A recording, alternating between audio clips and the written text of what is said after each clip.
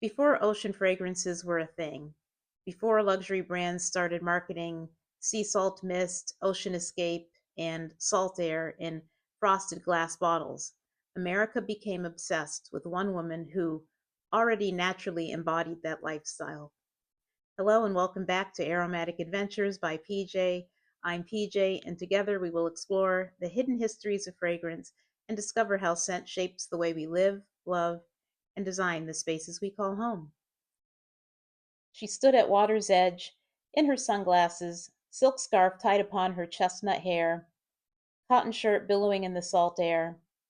Jacqueline Kennedy was not just a fashion icon. She was the embodiment of an American fantasy, the coastal, elegant summer.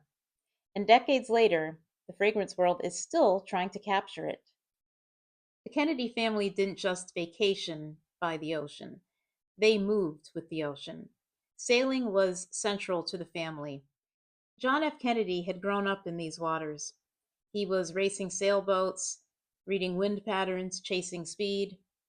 And then he met Jackie, and they got married. And she stepped inside this world. When Jackie stepped into the Kennedy world, it was quite different for her. See, she was, of course, accustomed to East Coast privilege, but it was a different kind of privilege. It was quieter. We're talking Park Avenue penthouses, French lessons, horseback riding, East Hampton weekends, Newport summers, art and literature. Elegance for Jackie was restrained, cultivated, controlled. But the Kennedys, they were different. They were boisterous, they were bold. Summers for them included touch football on the Kennedy compound, children screaming, running around barefoot, water skiing, brothers shouting over each other, lots of competition. But Jackie became the calm center of it all. At first, Hyannis Port life might have seemed a bit chaotic to Jackie, but she quickly adapted. She learned the rhythm of the water, the pull of the sail, and she and her husband can get out and just escape and enjoy that silence, that gentle silence when it's just you, your partner, the sea, and the sky.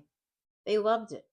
And when Washington became too much to handle, they escaped to Hyannisport, away from the flashbulbs, away from the politics, away from the speeches, away from the formalities. They could just be themselves, sailing on the Victoria, which was JFK's prized sailboat. Just canvas sails snapping in the wind, waves against the hull, the salty Atlantic air. This was their version of escape, and Jackie, attuned to the environment, just soaked it all in. Hyannisport didn't just look beautiful, it smelled beautiful. Picture freshly cut grass, salty air, salty skin, weather beaten cedar shingles, hydrangeas blooming everywhere, lemonade in a glass with a sprig of mint, maybe a trace of chemical sunscreen, a cotton shirt, maybe some lobster with lots of butter. It was the original American coastal scent profile. This scent profile was not at all tropical, definitely no sugary coconut. It was sharper, cooler, touch of elegance. It was more Cape Cod breeze, less Havana nightlife. And honestly, I think that atmosphere still lives inside modern coastal fragrances today. But the realism of a marine scent is not there. You see, sometimes a real marine scent can be cold, maybe a bit harsh and metallic, but luxury coastal fragrance, that's different. It tells a story, and that story is of clean freedom. Perfumers never tire of using the ocean as a source of inspiration for fragrance. One of the most popular ones right now is Maison Martin Margiela Sailing Day. It came out about 10 years ago, but it's still relevant. It still captures that mood of being on a boat, and I think it captures it really well. It's not a favorite of my own, but it just doesn't work for me. But on other people, it works really well. It's got notes of aldehyde, seaweed, and ambergris. And one of my all time favorite summer scents is Oud Mineral by Tom Ford. It's very similar to Sailing Day, but it has a touch of sea salt, and for some sensuality, which is Tom Ford's signature, they added in some oud. Really makes it great, takes it to the next level. Another favorite of mine is by Skylar. It's called Salt Air. It has driftwood, mineral notes, sea salt, and seagrass. And one that I cannot forget is by Guerlain. It's called Aqua Allegoria Herba Fresca. It's lemon, it's mint, it's got a tea note. It's totally refreshing on a hot day. And we cannot forget one of the best beach scents, like the unusual but usual beach scent, is Jo Malone Wood Sage and Sea Salt. It completely captures that essence, that feeling of being on a rocky beach, not a tropical beach, not a beach with coconuts. There's no hibiscus. There's nothing like that in the fragrance. It's just sage, some sea salt, a little bit of seaweed, and it's magnificent. It goes well with anything. You can blend it with warmer notes. You can blend it with florals. It just works. And you can even take it into winter if you add in some vanilla. It's a lovely, lovely scent. Cape Cod is where I personally love to travel every summer.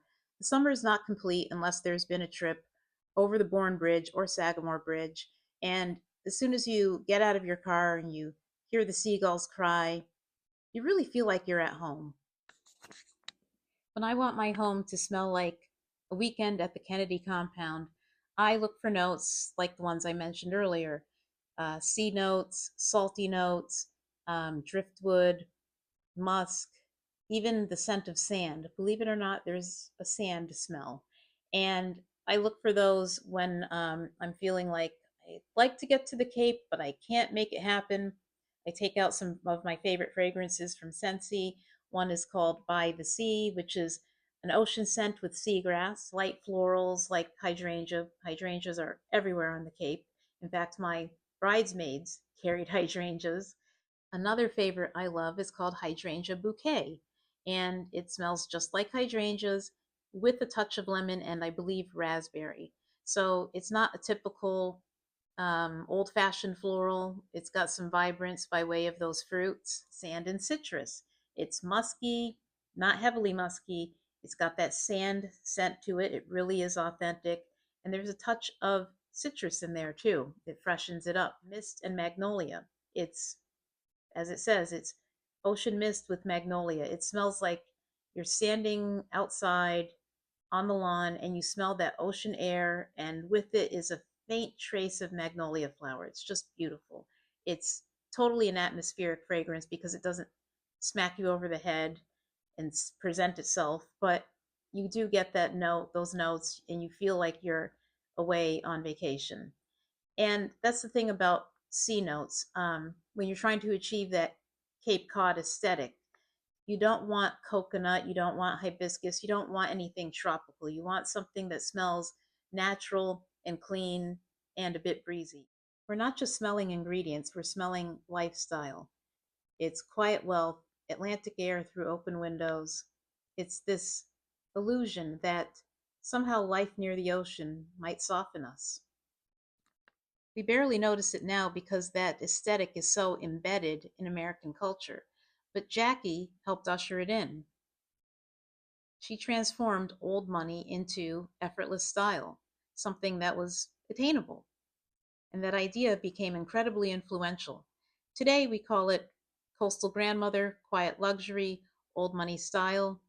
That DNA is still present. And in many ways, we're still trying to chase that atmosphere that Jackie Kennedy helped to define oh so well. Thank you for joining me on this aromatic adventure to Hyannis Port, Massachusetts. I highly suggest you go visit someday. And if you can't, I'm more than happy to help you find a scent profile that completely matches the feel of being on the Cape. Just contact me or comment Jackie below. Thank you, and always scent with intent.